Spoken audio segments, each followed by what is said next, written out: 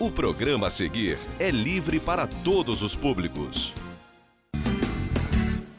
De coração, irmão, quero te declarar a paz que vem de Jesus e vale muito, muito mais do que ouro ou outro metal, mais do que tudo, a paz de Cristo é especial. Graça e paz, é com muita alegria que começamos mais um programa da Igreja Presbiteriana Central de Nova Friburgo. Esse programa sonha em alcançar aquilo que Deus tem para você e você possa entender o que Deus tem. Na verdade, a gente quer mostrar para você o que Deus sonhou para a sua vida, o que a palavra de Deus diz sobre os aspectos da sua vida como indivíduo, como família, como profissional, entre outros aspectos. Então, esse é o objetivo da nossa igreja, abençoar a sua vida, a vida de sua família e a vida de nossa amada cidade. E para que Deus venha nos abençoar, vamos orar nesse momento? Muito obrigado, meu Deus, por mais esta oportunidade, por mais este programa que o Senhor nos permite fazer. Que o Senhor venha nos abençoar de forma rica e abundante sobre o assunto que trataremos hoje, Pai, e também sobre a palavra que o reverendo Luiz Gustavo estará trazendo. Em nome de Jesus, amém. Reverendo Luiz Gustavo, graça e paz. Graça e paz, Alexandre, graça e paz, amigo de casa, que Deus abençoe sua vida de uma maneira rica e abundante, que você possa ser abençoado no programa dessa semana. Pastor, como eu falei no começo, a gente sonha em abençoar o indivíduo, as famílias. E hoje, para nosso debate nesse primeiro bloco, a gente escolheu um tema que, de certo modo, causa muita estranheza para a gente. Mas se a gente for olhar com um olhar um pouco mais crítico, a gente vai ver que é parte de um processo que, infelizmente, nós também já estamos dentro. Recentemente, a gente viu pela rede de comunicação, pelas redes sociais, uma informação que o Tribunal da Holanda, em analisando um recurso de primeira instância, permitiu que existisse naquele país, organizado como órgão oficial, uma associação de pedófilos, onde eles defendem a prática de sexo consensual com criança.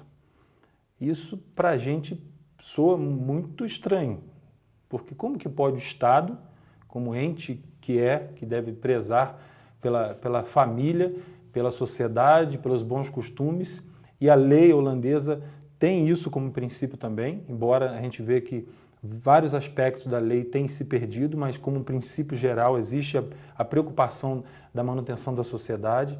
Como que um Estado permite isso? Aí o que você pode falar para a gente sobre o aspecto bíblico disso e dentro do nosso contexto brasileiro, o que a gente podia trazer para o nosso amigo que nos assiste de proveito sobre esse assunto, pastor? Esse é um assunto extremamente difícil de você falar sobre ele.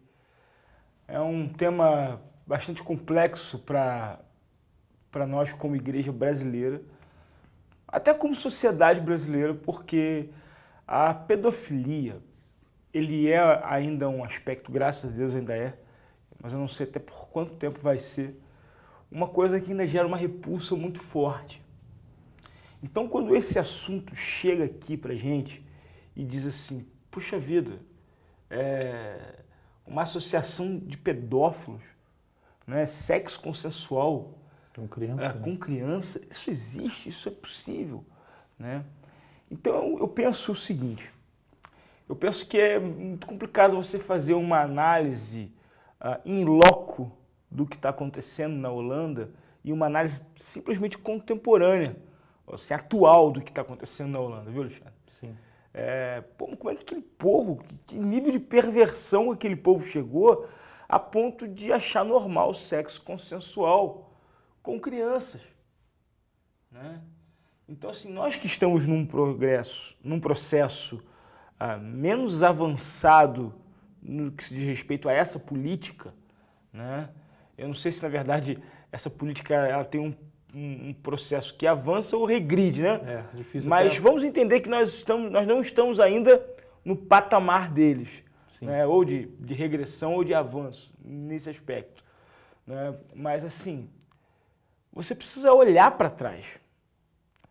Você precisa pegar a história da Holanda como uma entidade jurídica e uma entidade civil e analisar o processo pelo qual ela passou até chegar aos dias de hoje. Até chegar ao ponto de tomar uma decisão tão controvertida que gera tanta repulsa numa sociedade onde a pedofilia ainda é vista com olhos de desprezo, com mais profunda ojeriza, nojo, né, que nós podemos dizer a respeito desse assunto. Em primeiro lugar, e aí eu não quero aqui também estar criando mais um ponto de crítica, de análise, e ficar voltando a esse assunto que está tão em foco no nosso meio, mas não tem como eu também fugir disso, né? Vamos recapitular um pouquinho, Alexandre. Primeira coisa que a Holanda fez e que se tornou, essa corte da Holanda, esse tribunal de recursos da Holanda, se tornou famoso, em primeiro lugar, por quê? Legalizar e liberar o consumo de drogas e entorpecentes na Holanda. Amsterdã foi a primeira capital do mundo a liberar o uso da droga, né? Você pode usar drogas em praça pública, você pode comprar e vender, né, drogas sem nenhum tipo de restrição, né? Então, Amsterdã, capital da Holanda, foi um dos primeiros lugares onde isso foi permitido, né? Depois eles têm a profissionalização da prostituição, né? Nós sabemos que as ruas de Amsterdã, né, do centro de Amsterdã, são famosas por serem prostíbulos, né? E existem até aquelas vitrines que ficam lá, onde você pode passar pela rua e escolher a mulher que você vai querer contratar, como se fosse um produto, como se fosse uma mercadoria exposta na vitrine, né? Então houve a legalização da prostituição. Eles avançam para a legalização do aborto e da eutanásia. Uma série de quebra de princípios, né, pastor? Porque você, quando fala em quebrar um princípio como a pedofilia, ainda causa estranheza pra gente. Mas eles também não começaram com a pedofilia. Eles começaram a droga, é normal, né? A prostituição é normal. A eutanásia é normal, o aborto é normal. Casamento homossexual, né? Também, né? Eles legalizaram o casamento homossexual, né? Adoção de crianças por pais homossexuais, né? E então agora eles chegam ao cúmulo de permitir a pedofilia. Querido, olha só, deixa eu falar uma coisa com muita clareza, me entenda, por favor. Eu não estou fazendo uma ligação da pedofilia com o homossexualismo, não estou. É bom ficar bem claro isso, né, pastor? Não estou fazendo uma ligação da pedofilia com o homossexualismo. Até porque os próprios estudos vão mostrar que uma boa parte dos pedófilos não são homossexuais.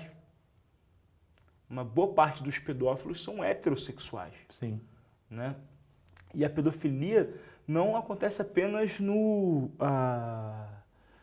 campo da homossexualidade. Pelo contrário, esses são os casos esporádicos, né? Na verdade, o grande problema da pedofilia acontece no Brasil no que diz respeito ao turismo sexual. A maioria dos turistas vem para ter relação com meninas menores de idade, que não são necessariamente crianças. Uhum. São meninas de 16, 17 anos, 15, 16, 17 anos, né, que já têm uma formação física, né, bastante semelhante de uma mulher, e eles vêm em busca desse tipo de turismo sexual no nosso país, né? E então se começa a trabalhar dentro dessa perspectiva. Então eu não estou querendo aqui fazer quando eu digo que começou com a liberação disso ou daquilo, não estou querendo linkar uma coisa com a outra, não tem nada a ver. O problema, querido, é que tudo isso que nós estamos falando aqui é quebra de princípios. Quando o pecado ele entra, Alexandre, a palavra de Deus diz no Salmo que um abismo chama outro abismo. Quando você abre a porta para o pecado, ele vai entrando. E o pecado, querido, ele é como um câncer não tratado. Ele começa a gerar uma metástase em todo o organismo social, né? Esse câncer ele vai se vascularizando por toda a área do corpo social, né? E ele vai atingindo todas as áreas. Então, se nós não tivermos algumas posturas de princípio, esse câncer que já está na nossa sociedade, que é o pecado, que vai gerar, então, uma série de coisas que nós questionamos, né? Então, amanhã não se espante se você achar a pedofilia consensual uma coisa normal. É parte de aí, nesse sentido, que é parte de um processo. É nesse sentido que há uma ligação entre um ponto e outro. Com relação ao desenvolvimento do pecado, a falta de apego aos princípios Isso você não precisa ir tão longe, Alexandre. Você pode, para você que está em casa me assistindo agora, para você ter uma ideia do que eu estou falando, pensa comigo o seguinte. Você que tem mais de 60 anos, né? Você que tem mais de 70 anos, ou você que conhece ou já ouviu história de pessoas que têm uma certa idade. Antigamente os biquínis que se usavam nas praias, na verdade primeiro não se usava biquíni, se usava um maiô. Isso. Né? Quase que um corpetezinho, uma roupa. Era um absurdo quando surgiu os primeiros biquínis. As mulheres que usavam os biquínis eram consideradas mulheres promíscuas, mulheres mundanas, mulheres pervertidas, eram chamados de mulheres fora do seu tempo, né? Nós temos aí uma série de vedetes aí que foram iconizadas aí pela sua postura, enfim. Hoje você, às vezes, não consegue nem identificar onde é que está o biquíni no corpo da mulher. Né? Ou seja, e você vai numa praia hoje, isso é o quê? Isso é normal. Natural, é normal. É natural. Né? E nós podemos ver uma série de outras coisas na televisão. Né? Por exemplo, você acha hoje normal que o Fantástico ele mostre uma matéria onde ele coloca ali como protagonista, né, uma mulher que assume a sua homossexualidade, né, uma cantora famosa que assume a sua homossexualidade. Tudo bem, você está assistindo isso, eu vou falar para você, isso não causa espanto para a gente, não causa, né, estranheza. Só que se isso acontecesse há 30 anos atrás, há 40 anos atrás, na década de 60, a censura certamente iria cortar isso. Isso seria tomado como uma grande ofensa à sociedade. Não estou falando de religião. Sim. Não estou falando de crença. Né? A sociedade se sentiria ofendida por isso. Né? Então, o que nós temos aqui? Um avanço da sociedade, um retrocesso da sociedade. Né? Nós tínhamos os festivais musicais, né? E nós tínhamos músicas de categoria, músicas bonitas, músicas populares brasileiras, que falavam do amor, que falavam dos sentimentos. Hoje as músicas populares brasileiras, elas falam de jogar uma mulher no fundo de uma Fiorino, ou então falam algumas coisas que eu não consigo entender, eu tenho mais facilidade para ouvir algumas músicas em inglês do que ouvir algumas músicas em português que eu não entendo o que ele está falando. Então o nosso nível musical, né, o significado, a moral, o valor cultural, ele se perdeu. Então nós o quê? Nós progredimos ou regredimos? Eu penso que regredimos, né, pastor? E aí, então, não se espante, meu querido, que está me assistindo agora, se amanhã, né, você vê uma declaração dessa como de pedofilia, uma coisa normal. Né? Já tramita já dentro da PL 122, né? Às vezes os crentes são chatos com isso, mas nós temos na internet um vídeo de uma defensora dos direitos humanos dizendo que nós precisamos deixar as crianças brincar de sexo. Precisamos deixar as crianças fazerem, se tocarem, se conhecerem, despertarem seu senso sexual com 5, 6, 7 anos de idade. São então, valores invertidos, né, pastor? Quando você começa a inverter esse valor, querido, amanhã, tá, não vai ser estranho para você o seu filho de 10, 15 anos chegar e dizer, pai, eu quero transar com uma pessoa que seja mais velha do que eu. Eu quero fazer isso. Por quê? porque isso está sendo repercutido. Então é interessante, pastor, a gente pensar que quando a gente olha para a Holanda, fala, a lei lá permite tudo. Não. A lei não permite tudo. A lei estabelece proteção da sociedade, proteção dos valores da família, só que a inversão de valores está de modo tão acentuado que a aplicação dos princípios legais tem sido sustentado mais nesses valores deturpados do que nos valores que fizeram surgir a própria lei. Então a gente precisa atentar para isso. Fala, não, no Brasil a Constituição garante a proteção do menor, então não vai ter pedofilia. Não sei, porque como que vão ser analisados esses valores? Porque, veja bem, hoje a lei já condena a pedofilia, mas a pedofilia não diminuiu, pelo contrário, ela aumenta. Né? Então, Alexandre, a questão é essa, é você olhar os princípios e defender o que resta ainda dos princípios, para que a gente não venha a progredir ou, quem sabe, regredir para onde a Holanda foi. Isso. Então, certo? A gente espera fazer parte desse processo de restabelecimento de valores, né, Com certeza, graças a Deus. E Vamos... que esse programa possa ser uma voz para restabelecer os valores da família dentro da sociedade. Amém. Então, pastor, nós vamos a um breve intervalo. No segundo bloco, teremos a palavra ministrada. Amém. A graça e paz. Mais do que tudo, a paz de Cristo é especial. Conheça a coleção Verão Gatinhos e Gatinhas, tamanho prematuro ao tamanho 16, parcelamento em até 10 vezes sem juros ou 20% no débito ou dinheiro. Deixe sua lista de chá de bebê na Gatinhos e Gatinhas e ganhe um lindo presente. 2523-0574. A Stan Fechaduras e Cadeados é uma das principais indústrias do mercado brasileiro e mantém constante aprimoramento de seus produtos. A fechadura residencial da linha Classic é um dos destaques da Stan. Disponível no acabamento cromado, esta linha pode ser usada em todos os ambientes da sua casa. Você encontra cadeados e fechaduras Stan em uma loja bem perto de você. Acesse stan.com.br e conheça a nossa linha completa de produtos. Stan, a confiança é o nosso segredo. Momento Energisa e você. Você sabe quais são os riscos e perigos que envolvem energia elétrica? Claro, outro dia falei pro meu vizinho que está reformando a casa ficar atento. No folheto que ganhei na Energisa fala que não se deve aproximar vergalhões, escadas e andaimes dos fios de energia. E a antena tem que ser instalada bem longe da rede elétrica. Esses cuidados são importantes para evitar choques. Ótimo! Essas dicas você encontra em vários outros canais, como nos informativos que vão junto com a conta de energia. Energisa, sempre perto de você. Mais do que tudo, a paz de Cristo é especial.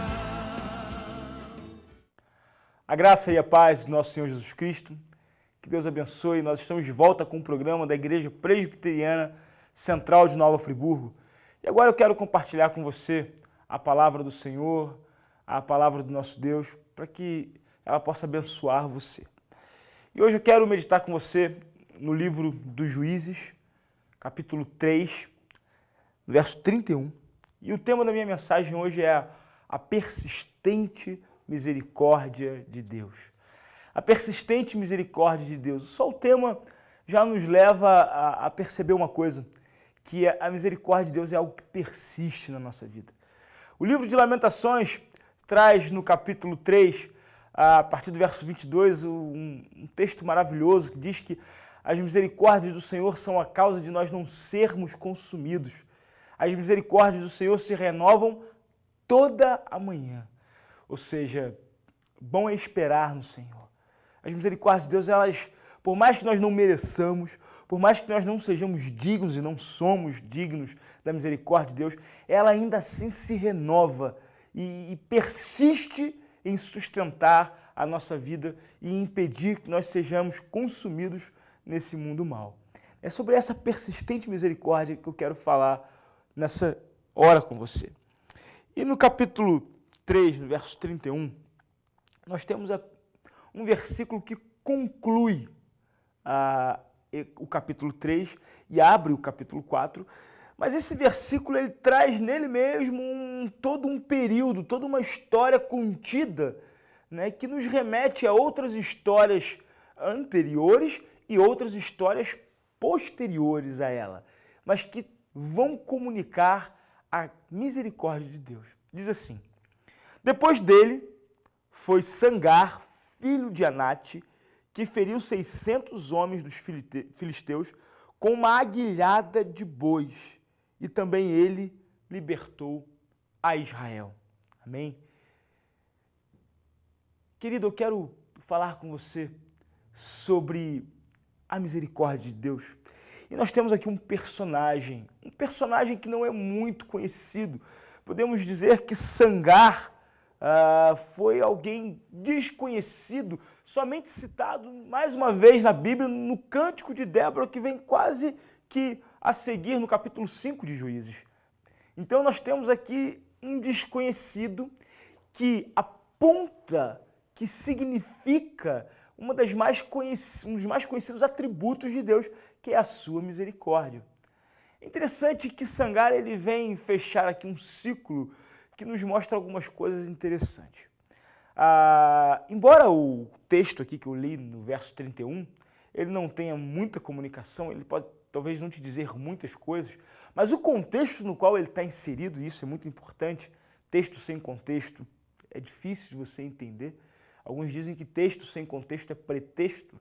Então nós precisamos aqui nos aprofundar no contexto. Eu quero fazer isso rapidamente com você, para você aprender algumas verdades aqui importantes. Em primeiro lugar, eu quero dizer para você que a história de Sangar e a história dos seus antecessores nos revelam que nós somos pessoas que vivemos em um ciclo que alterna a sua posição entre pecado e misericórdia. Pecado e misericórdia. Essa é a história da nossa vida.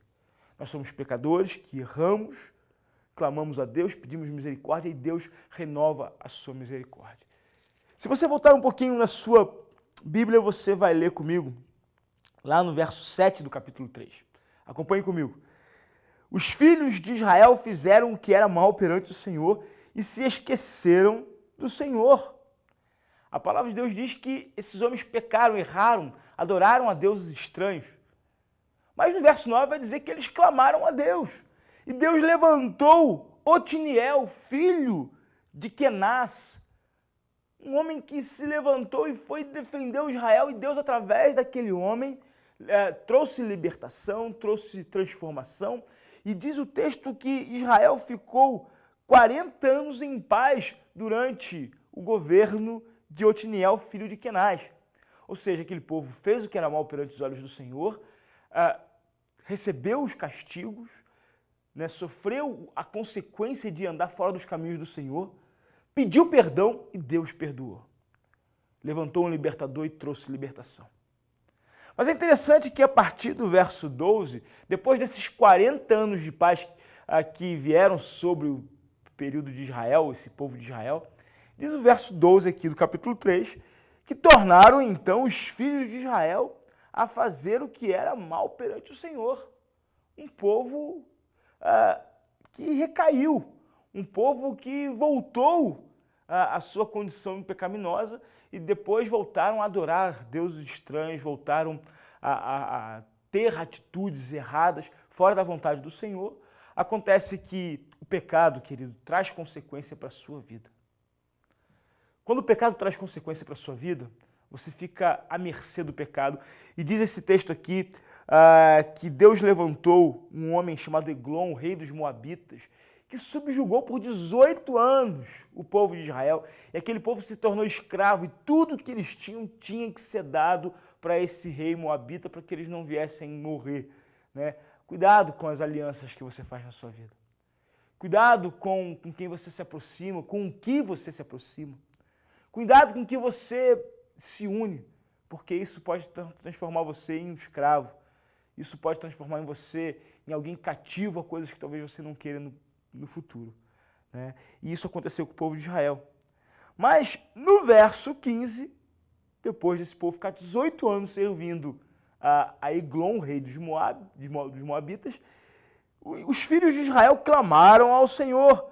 Mais uma vez esse povo reconheceu o pecado, mais uma vez esse povo pediu perdão, clamou diante do Senhor e Deus levantou um outro libertador, agora Eude, um homem que vai ter aqui uma ação libertadora no meio do povo de Israel. E você vai ver aqui que vai haver uma libertação e vai vir paz sobre esse povo por mais 80 anos. né? Mas é interessante que passa esses 80 anos, nós estamos agora no verso 31 de novo. Mais uma vez esse povo faz o que é errado. Mais uma vez esse povo comete pecado. Mais uma vez esse povo começa a sofrer as consequências do pecado na sua vida. E agora, depois dele, ou seja, depois de Eude, levantou Sangar, filho de Anate, que feriu 600 homens dos filisteus com uma aguilhada de bois. A aguilhada é aquela ferramenta que prende o carro de boi, né? Já viram que os bois têm aquela madeira presa ao seu pescoço e que trazem o arado, né? O nome daquilo é o aguilhão, é a aguilhada, né? Que é preso ao carro de bois. E com uma aguilhada, é interessante que o Sangar vai matar 600 homens. A segunda coisa que eu quero te dizer rapidamente, querido, é que os recursos de Deus nunca acabam. Os recursos de Deus nunca cessam. Primeiro veio Otiniel, depois veio Eude, depois veio Sangar, depois vieram tantos outros. Sangar é alguém que não fica conhecido na história, mesmo tendo matado 600 homens com uma ferramenta. Mas como ele ficaria conhecido depois que Sansão matou 1000 filisteus com uma queixada de jumento? Isso nos prova que Deus não tem os seus recursos cessados. Deus tem sempre recurso para as pessoas que reconhecem o seu pecado, para as pessoas que pedem perdão, para as pessoas que clamam ao nome do Senhor. O Senhor sempre age em seu favor. Talvez você que esteja me ouvindo nessa hora, talvez você que esteja assistindo esse programa nessa hora, você seja uma pessoa que tem vivido tão bem esse ciclo alternado entre pecado e acertar, pecado e acertar. Talvez você esteja no pecado hoje. Talvez você esteja afastado dos caminhos do Senhor hoje. Talvez você esteja longe daquilo que Deus tem para a sua vida. E eu quero te dizer, querido, que se você clamar ao Senhor hoje, que você buscar ao Senhor na sua vida hoje, que se você entregar o seu coração, a sua vida ao nosso Deus hoje, o Senhor pode levantar um libertador para você. Ao longo da história, Deus levantou vários libertadores, vários homens que puderam fazer a obra dele. Mas há 2000 anos atrás, o Senhor levantou um libertador, cujo nome é Jesus Cristo. E esse libertador, ele não precisa de outro, porque em si mesmo ele tem todos os recursos no céu e na terra para perdoar você. E Deus tem misericórdia da sua vida. E por mais que sejam persistentes os seus erros, mais persistente ainda é a misericórdia do Senhor. Então, querido, que Deus abençoe a sua vida. Que Deus abençoe a sua casa. Que Deus abençoe o seu coração e te dê a graça de estar na presença do Senhor. Eu quero orar por você nessa hora. Senhor Deus e Pai, nós te louvamos e te agradecemos porque o Senhor tem sido misericordioso conosco. Muito obrigado porque o Senhor não tem nos deixado faltar nada. Louvado seja o teu nome, Senhor. Alcança, ó Deus, aquele que está me assistindo agora. E que ele possa saber, ó Deus, que independente da condição da vida dele, que ele possa clamar ao Senhor, que do céu sobrevirá a misericórdia do Senhor. E o Senhor tem um libertador para resolver todos os problemas que nos impedem de estar na tua presença. Que possamos aprender a buscar em primeiro lugar o reino de Deus. E que todas as coisas nos serão acrescentadas, Senhor. Ó Deus, levanta pessoas que sejam comprometidas com o teu evangelho. Ó Deus, que possamos viver pelo teu amor e pela tua graça e pela tua misericórdia. Em Cristo Jesus te oro. Amém e amém. Deus abençoe, querido. Amém, pastor. Muito boa essa palavra.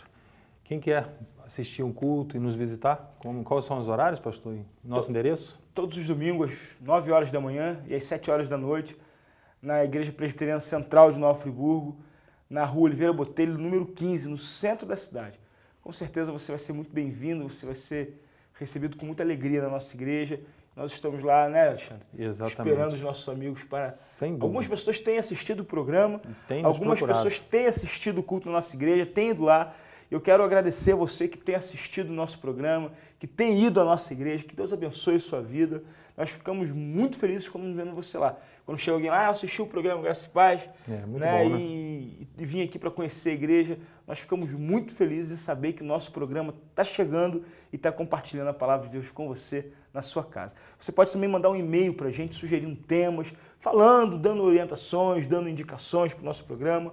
Programa graçaepaz@gmail.com. Amém? Tenha uma boa semana, que Deus o abençoe. Graça e paz. De coração, irmão, quero te declarar a paz que vem de Jesus e vale muito, muito mais do que ouro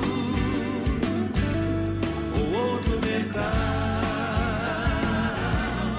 mais do que tudo, a paz de Cristo é especial.